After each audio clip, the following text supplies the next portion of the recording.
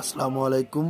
আমি আগামীর প্রধানমন্ত্রী জনাব তারেক রহমানের উদ্দেশ্যে কিছু প্রশ্ন রেখে যেতে চাই। আশা করি আমার এই প্রশ্নগুলোর উত্তর তিনি তার কর্মের মাধ্যমেই দিয়ে দিবেন। তিনি তার কাজের মাধ্যমেই সেটা প্রমাণ করে দিবেন। আমি এই বিশ্বাস রাখতে চাই। আমি জনাব তারেক রহমানকে বলতে চাই, আপনারা কি হাদির হত্যার বিচার করবেন? আপনি কি জুলাই সনদ বাস্তবায়ন করবেন?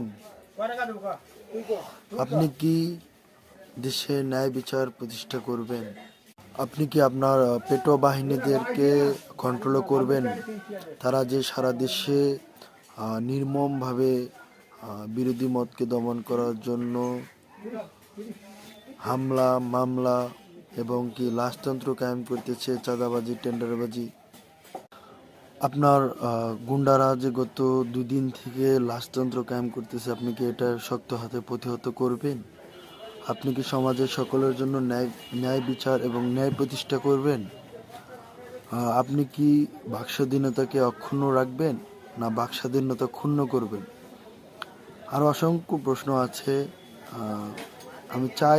আমি আপনার উপর বিশ্বাস রাখতে চাই যে আপনি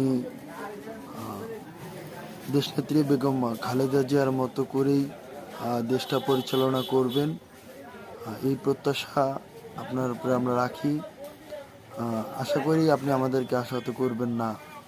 আর যদি আপনি আমাদের উপর আশাহত করেন, তাহলে মনে রাখবেন বাংলাদেশে আবার জুলাই ফিরে আসবে। বাংলাদেশে যতবারই ফ্যাসিবাদ ফিরে এসেছে, ততবারই একটি করে জুলাই ফিরে এসেছে। অতএব ফ্যাসিস্ট হওয়ার কোনো সুযোগ নেই। এবং আরেকটি কথা স্পষ্টভাবে বলে দিতে চাই, আপনি কোনোভাবেই আওয়ামী লীগকে পুনর্বাসন করার দুশ্চিন্তাও করিয়েন না। কারণ আওয়ামী লীগকে পুনর্বাসন করলে আমরা ছেড়ে কথা বলবো না। আপনার প্রতি শ্রদ্ধা, আপনার প্রতি রিকোয়েস্ট আমাদের আছে, থাকবে। কিন্তু আওয়ামী লীগ ইস্যুতে, ভারত ইস্যুতে আমরা কোনো প্রকার কম্প্রোমাইজ করব না ইনশাল্লাহ। আশা করি আমাদের কথাগুলো আপনি রাখবেন এবং সুষ্ঠু এবং সুন্দরভাবে দেশটা পরিচালনা করবেন। এই আশা ব্যক্ত রেখে আমি আমার কথা এখানে শেষ করছি। ধন্যবাদ।